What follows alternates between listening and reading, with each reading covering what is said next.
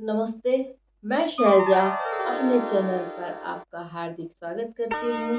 आशा करती हूँ आप सब स्वस्थ एवं प्रसन्न होंगे। श्री गणेशाय नमः। श्री जानकी वल्लभ भूमि, श्री रामचरितमानस बालकांड। तो चलिए रामायण का पाठ शुरू करते हैं।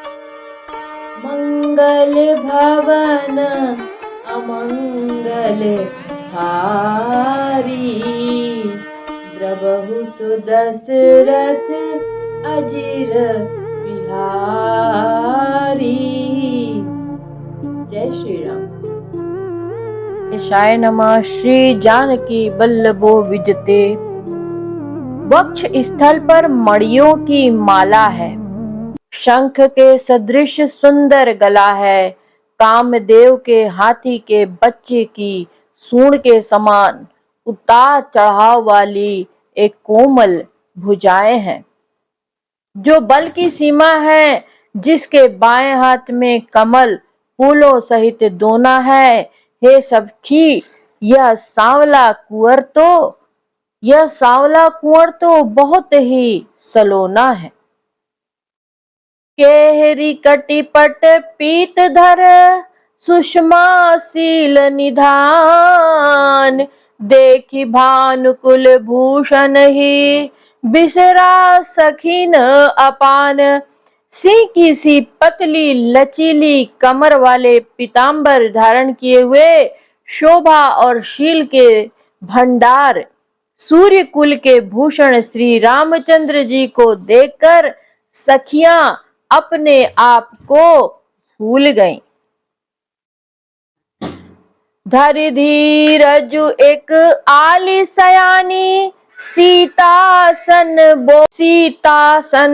बोली गही पानी। बहुरी गौरी कर ध्यान करे हूँ, भूप किशोर देखी किन लेहू। एक चतुर सखी धीरज धरकर हाथ पकड़कर सीता जी से बोली, गिरिजा जी का ध्यान फिर से कर लेना।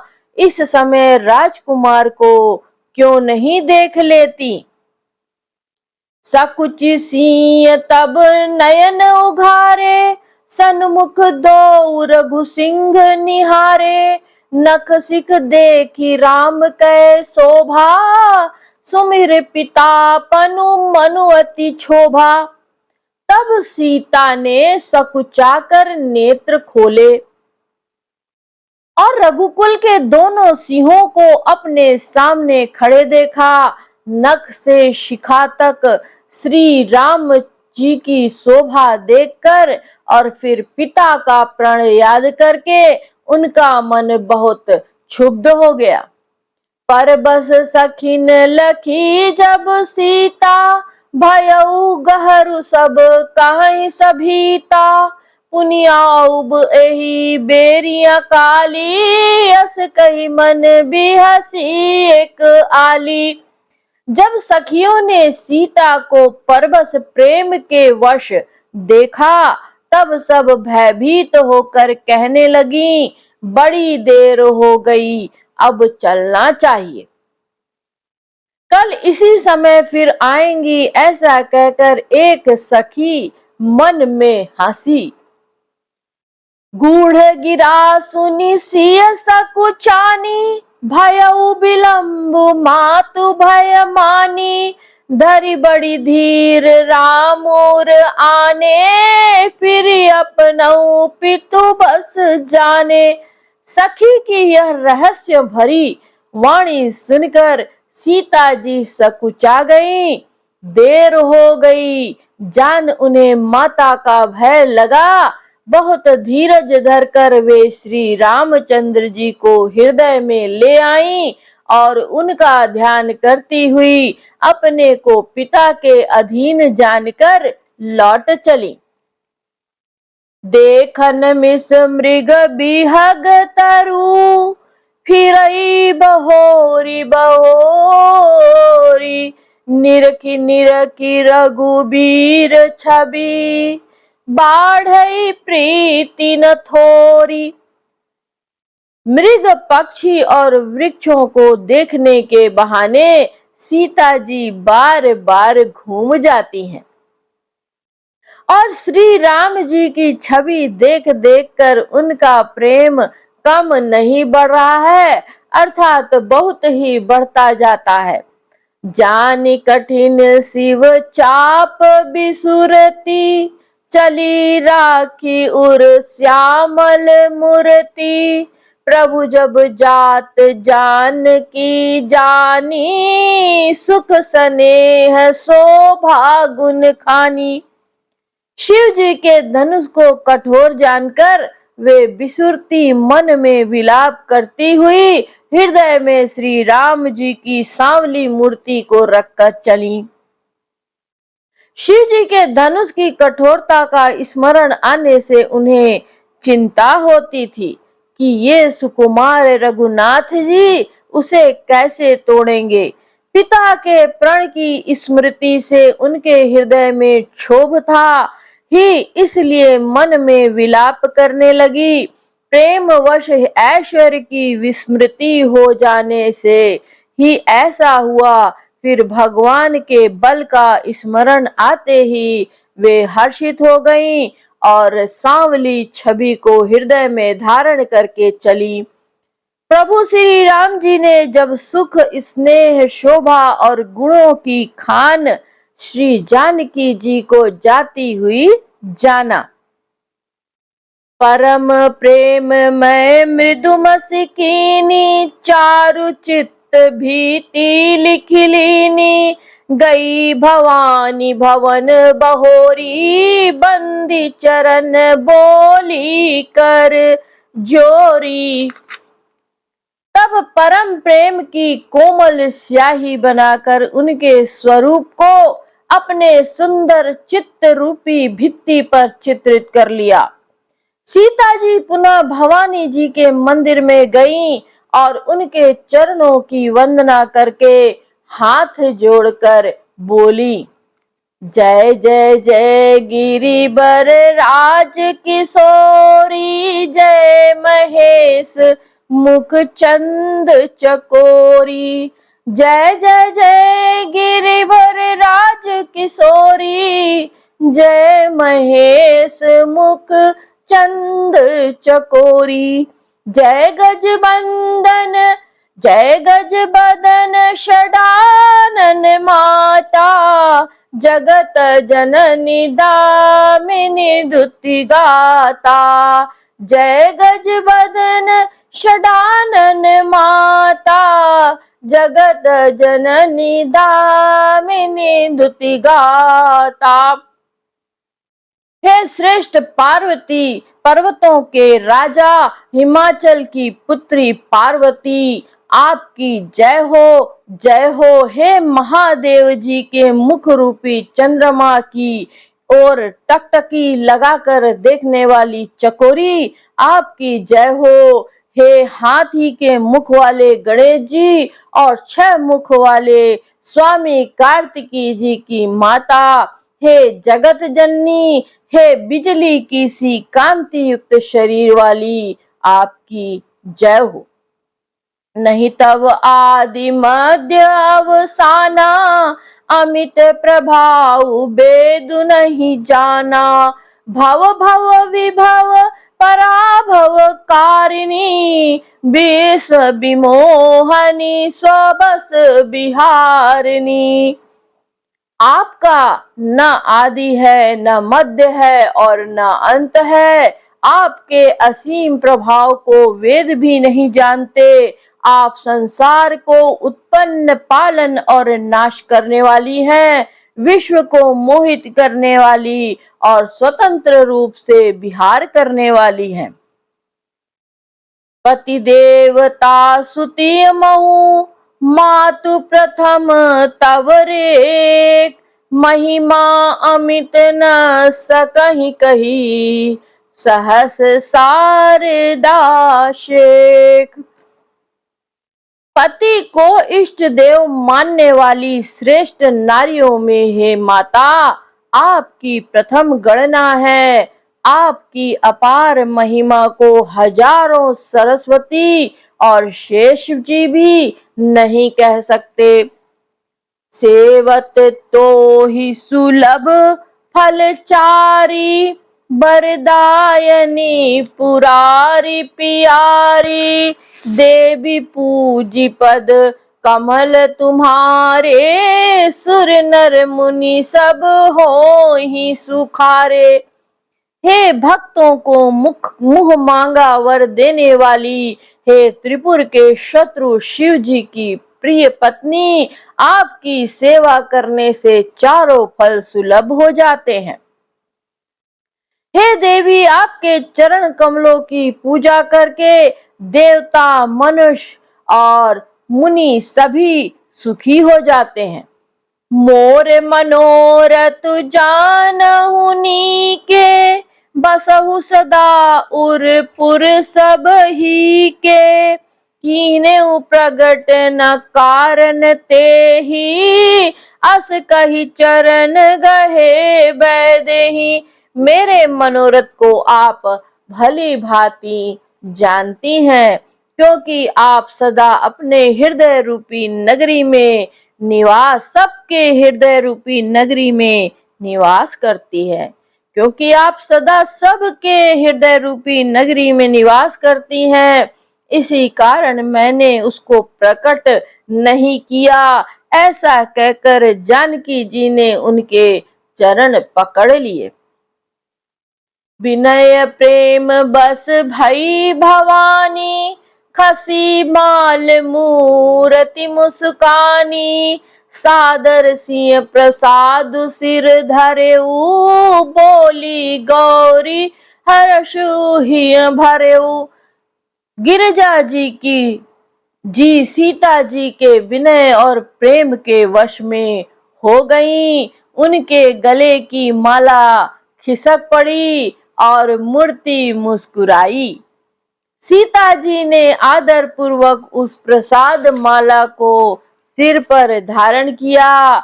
गौरी जी का हृदय हर्ष से भर गया।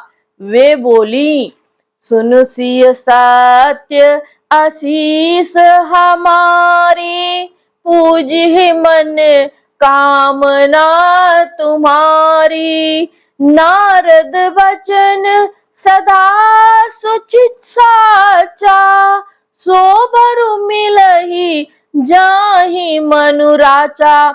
हे सीता, हमारी सच्ची आशीष सुनो, तुम्हारी मनोकामना पूरी होगी। नारद जी का वचन सदा पवित्र, संशय, भ्रम आदि दोषों से रहित है, सत्य है। जिसमें तुम्हारा मन अनुरक्त हो गया है, वही वर तुमको मिलेगा। मनु जाहि राचेउ मिलहि, सोबरु सहज सुंदर सांवरो, करुणा निधान सुजान सीलु स्नेह जानत रावरो। मनु जाहि राचेउ मिलहि, सोबरु सहज सुंदर सांवरो, करुणा निधान सुजान सीलु स्नेह जानत रावरो। एहि भांति गौरी आशीष सुनि सिय सहित ही हर्षियली, तुलसी भवानी पूजी पुनि पुनि मुदित मन मंदिर चली। जिसमें तुम्हारा मन अनुरक्त हो गया है, वही स्वभाव से ही सुंदर सांवलावर श्री रामचंद्र जी तुमको मिलेगा। वह दया का खजाना और सुजान सर्वज्ञ है, तुम्हारे शील और स्नेह को जानता है। इसी प्रकार गौरी जी का आशीर्वाद सुनकर जानकी समेत सब सखियां हृदय में हर्षित हो गईं। तुलसीदास जी कहते हैं, भवानी जी को बार बार पूजकर सीता जी प्रसन्न मन से राजमहल को लौट चली। जानी गौरी अनुकूल सिय हिय हर्ष न जाय कही, मंजुल मंगल मूल बाम अंग फरकन लगे। गौरी जी को अनुकूल जानकर सीता जी के हृदय में जो हर्ष हुआ वह कहा नहीं जा सकता। सुंदर मंगलों के मूल उनके बाएं अंग फड़कने लगे। हृदयम सहाय सराहत सिय लोनाई, हृदय सराहत सिय लोनाई, गुर समीप गवने दो भाई, राम कहा सबु कौशिक पाही, सरल सुभाव छुअत छल नाही। हृदय में सीता जी के सौंदर्य की सराहना करते हुए दोनों भाई गुरु जी के पास गए। श्री रामचंद्र जी ने विश्वामित्र जी से सब कुछ कह दिया, क्योंकि उनका सरल स्वभाव है, छल तो उसे छूता भी नहीं। सुमन पाई पुनि पूजा कीनी, पुनि आशीष दुहु भाइन दीनी, सुफल मनोरथ होहु तुम्हारे, राम लखन सुनी भय सुखारे। फूल पाकर मुनि ने पूजा की, फिर दोनों भाइयों को आशीर्वाद दिया कि तुम्हारे मनोरथ सफल हो, तुम्हारे मनोरथ सफल हो। यह सुनकर श्री राम लक्ष्मण सुखी हुए। करि भोजन मुनि बर विज्ञानी, लगे कहन कछु कथा पुरानी, विगत दिवस गुरु आयसु पाई, संध्या करन चले दो भाई। श्रेष्ठ विज्ञानी मुनि विश्वामित्र जी भोजन करके कुछ प्राचीन कथाएं कहने लगे। इतने में दिन बीत गया और गुरु जी की आज्ञा पाकर दोनों भाई संध्या करने चले। प्राची दिशि शशि उयऊ सुहावा, सिय मुख सरिस देखि सुख पावा, बहुरी विचारु कीन मन माही, सिय बदन सम हिम कर नाही। उधर पूर्व दिशा में सुंदर चंद्रमा उदय हुआ। श्री रामचंद्र जी ने उसे सीता के मुख के समान देखकर सुख पाया। फिर मन में विचार किया कि यह चंद्रमा सीता जी के मुख के समान नहीं है। जन्म सिंधु पुनि बंधु विषु, दिन मलिन सकलंक, सिय मुख समता पाव किमी, चंदु बापुरु रंक। खारे समुद्र में तो इसका जन्म, फिर उसी समुद्र से उत्पन्न होने के कारण विष इसका भाई, दिन में यह मलिन शोभाहीन निस्तेज रहता है और कलंक को काले दाग से युक्त है। बेचारा गरीब चंद्रमा सीता जी के मुख की बराबरी कैसे पा सकता है। घटई बढ़ई बीर हिन दुखदाई, ग्रसई राहु निज संधि पाई, कोक शोक प्रद पंकज द्रोही, अवगुण बहुत चंद्रमा तोही। फिर यह घटता बढ़ता रहता है और विरहिणी स्त्रियों को दुख देने वाले है। विरहिणी स्त्रियों को दुख देने वाला है। राहु अपनी संधि में पाकर इसे ग्रस लेता है। चकवे को चकवी के वियोग का शोक देने वाला और कमल का वैरी उसे मुरझा देने वाला है। हे चंद्रमा, तुझ में बहुत से अवगुण है जो सीता जी में नहीं है। वैदेही मुख पट तर दीने, होई दोष बड़ अनुचित कीने, सिर मुख छवि विधु ब्याज बखानी, गुर पही चले निशा बड़ी जानी। अतः जानकी जी के मुख की तुझे उपमा देने में बड़ा अनुचित कर्म करने का दोष लगेगा। इस प्रकार चंद्रमा के बहाने सीता जी के मुख की छवि का वर्णन करके बड़ी रात हो गई। जान वे गुरु जी के पास चले।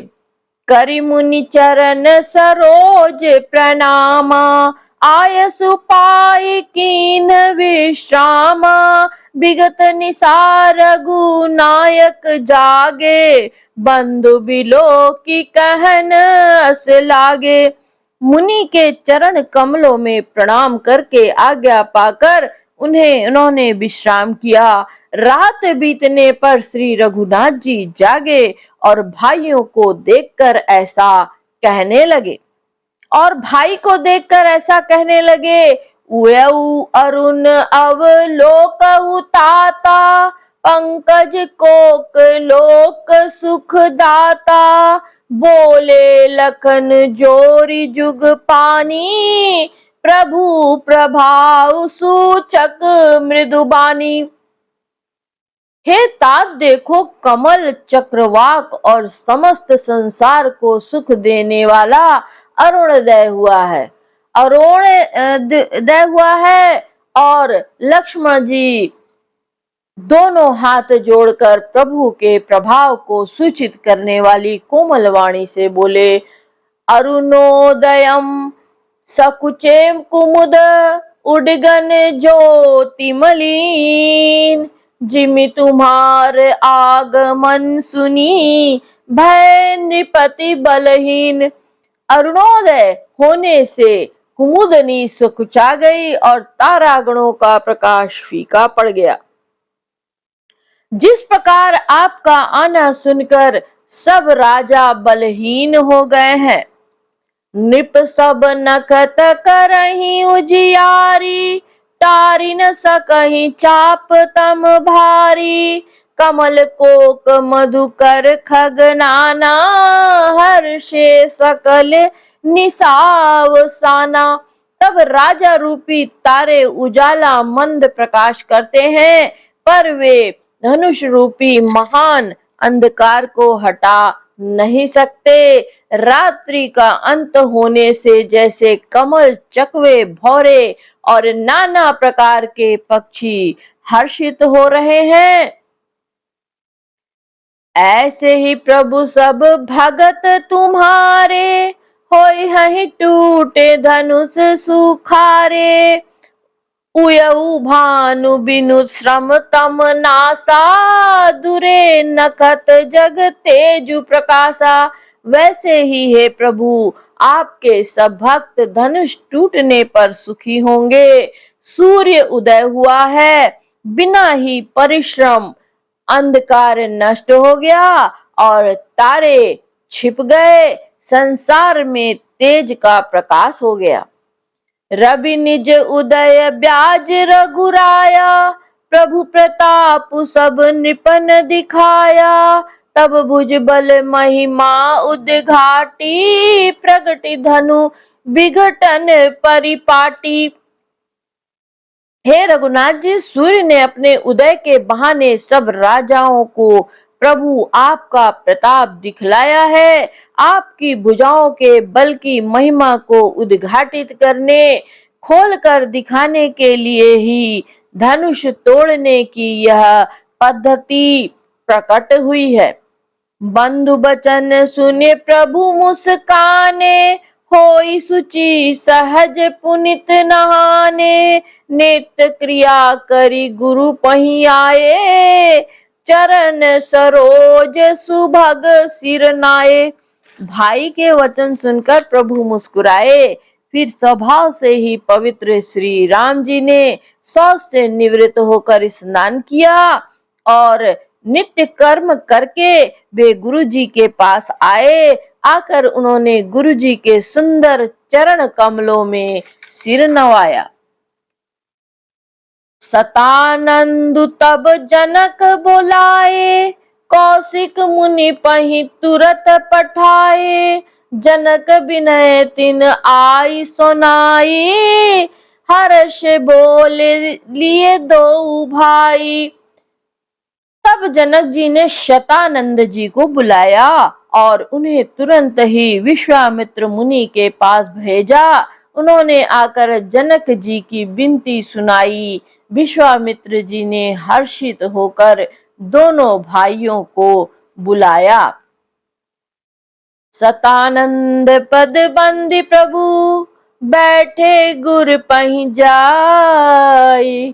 चलहु तात मुनि कहूँ तब, पठवा जल जनक बुलाई। शतानंद जी के चरणों की वंदना करके प्रभु श्री रामचंद्र जी गुरु जी के पास जा बैठे।